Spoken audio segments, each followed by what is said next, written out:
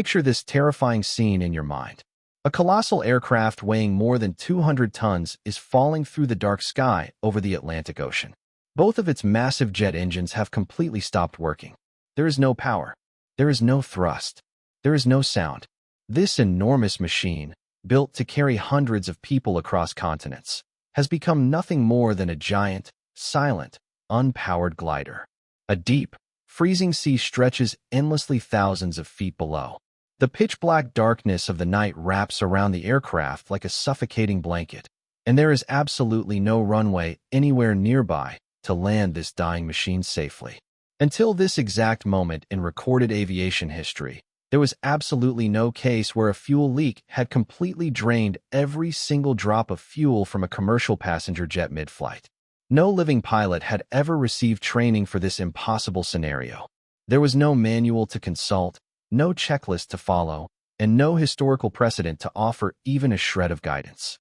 The terrified pilots sitting in the dark cockpit had absolutely nothing to tell them what to do next to save 306 innocent lives. This is the unbelievable true story of Air Transat Flight 236. It was approaching 11 o'clock at night, and Toronto Pearson International Airport was drowning in chaos. The peak of summer travel season had packed every single departure gate with enormous, suffocating crowds. Families heading to long-awaited vacations, young couples starting romantic getaways, exhausted students returning home, and hundreds of other travelers were frantically boarding dozens of international flights.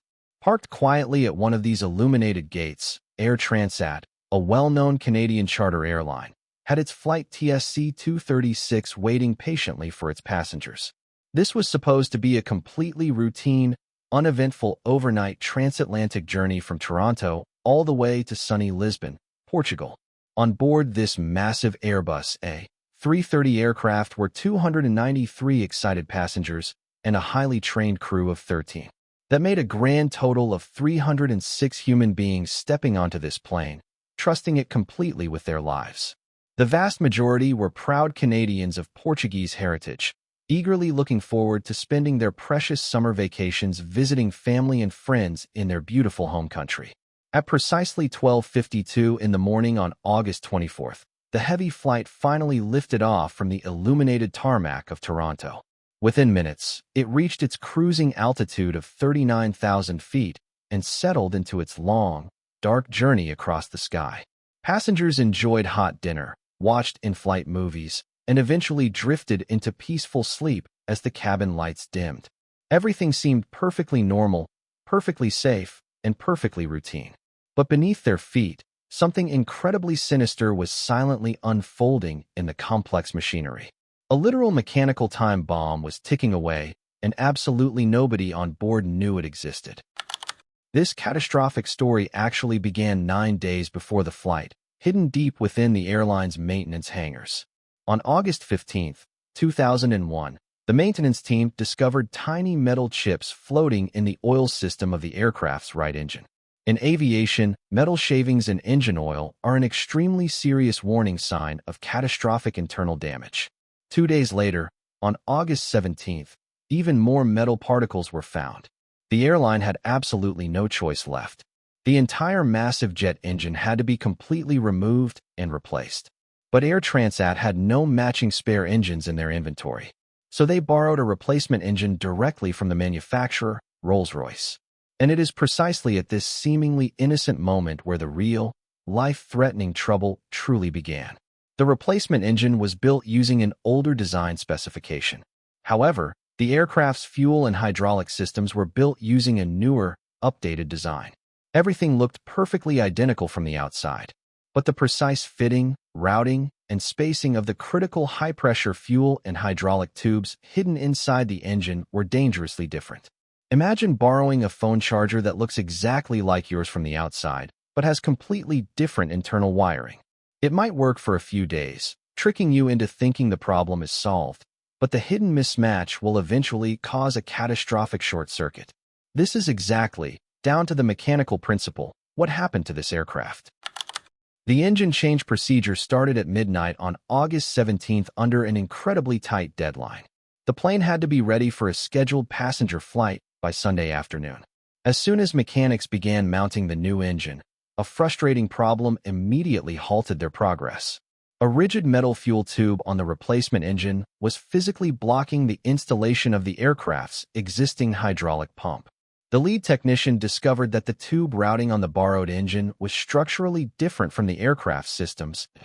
He tried to access the official Rolls-Royce digital instruction manual on 3 different computer terminals, but the facility's internal network was completely down that night.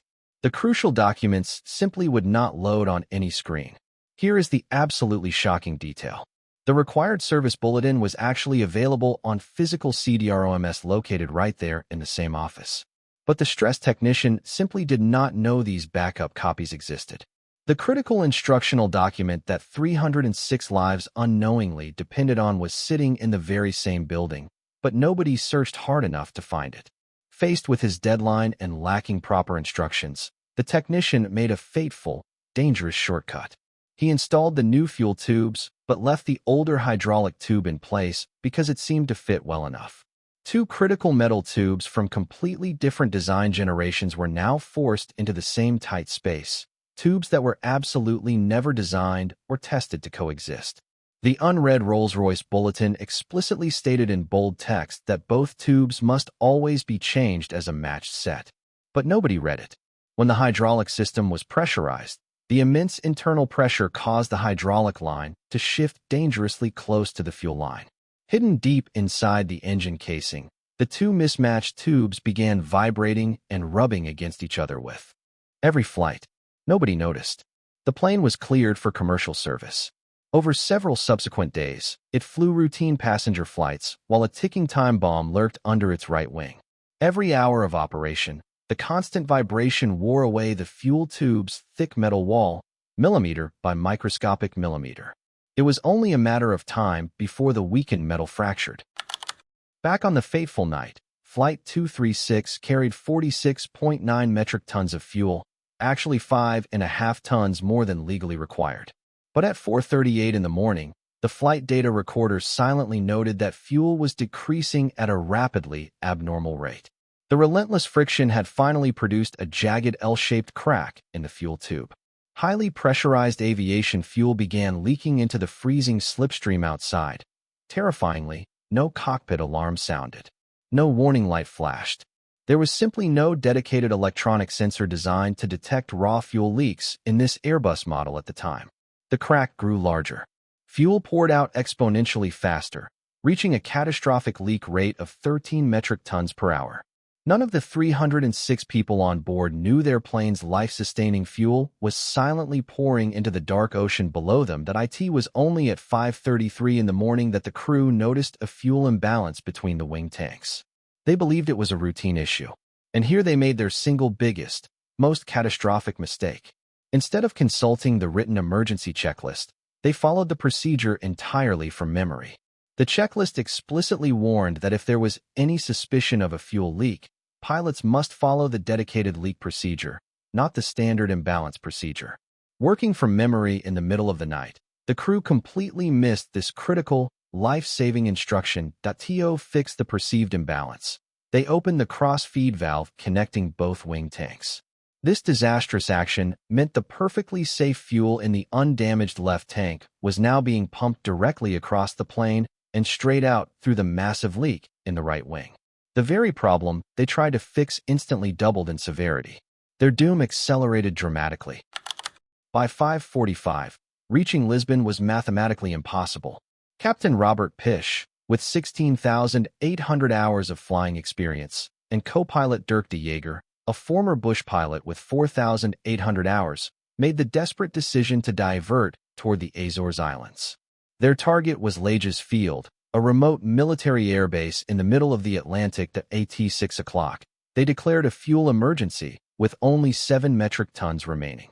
At 6:13, cruising at 34,000 feet, the right engine violently stopped due to complete fuel starvation. 13 agonizing minutes later, the left engine also shuddered and died. This massive aircraft, carrying 306 terrified human beings, had instantly become a giant, unpowered, falling metal glider. It was still 144 kilometers from the runway. 144 completely empty kilometers. Every cockpit screen went dark. Cabin lights died instantly. The constant, reassuring hum of the engines vanished into a terrifying, suffocating silence so deep and unnatural that passengers' ears actually started painfully ringing. The captain grabbed the emergency radio and shouted, "Mayday, mayday, mayday! We have lost both engines. We are gliding." The small ram air turbine automatically deployed from the belly of the aircraft, spinning in the rushing air to generate just barely enough emergency power for basic flight instruments. But to keep it working, the plane's forward speed had to remain above 140 knots at all times. The cabin erupted in panic when passengers were told over the crackling intercom to prepare for a possible water landing. Life jackets were distributed in the pitch darkness. Many older Portuguese passengers could not understand the English or French safety instructions due to the language barrier. Some cheap life jackets had confusing, tangled straps that panicked passengers could not figure out in the dark. Brave crew members physically helped crying passengers secure their jackets. Some people screamed. Some faces turned completely pale white with shock. Many closed their eyes and started desperately praying. One passenger remembered watching a documentary about Ethiopian Airlines Flight 961 crashing violently into the Indian Ocean and quietly accepted her impending death. Her brave husband refused to accept that fate. He urgently told her, "Keep your shoes on. We will need them to walk on the island." A terrified mother tightly held her crying child against her chest. Some passengers looked at family photos one final time in the dim emergency lighting. The silence was unbearable. The darkness was suffocating, and the freezing Atlantic Ocean waited patiently below. Up in the dark cockpit, Captain Pish and co-pilot De Jager fought desperately. Without engines, they had exactly one single chance to align the massive glider with the distant runway. There would be no second attempt. If they missed, 306 people would crash into the freezing ocean at AT-636. The crew finally spotted the bright runway lights piercing through the darkness, 14 nautical miles away.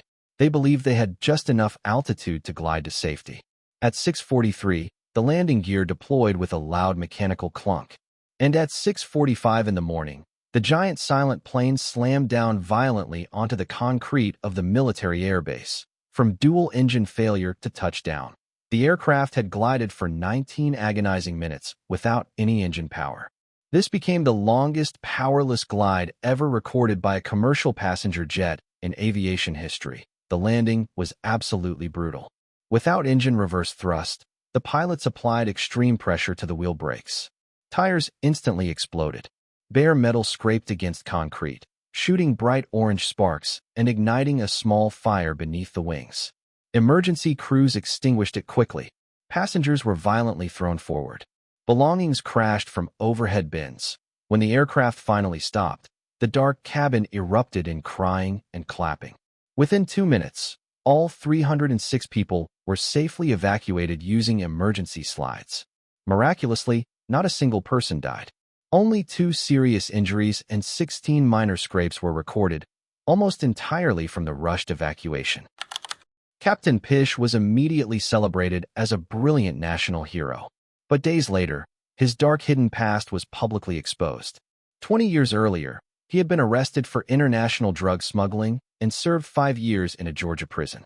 Despite the shocking controversy, he remained a beloved hero in the eyes of the surviving passengers whose lives he saved. The Canadian government fined Air Transat $250,000, the largest penalty in Canadian aviation history. Passengers filed a $30 million class action lawsuit, stating they suffered such severe psychological trauma that they would endure PTSD for the rest of their lives.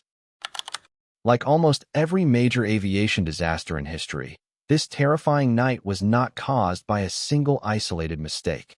It was a long, deadly chain of cascading human and mechanical failures.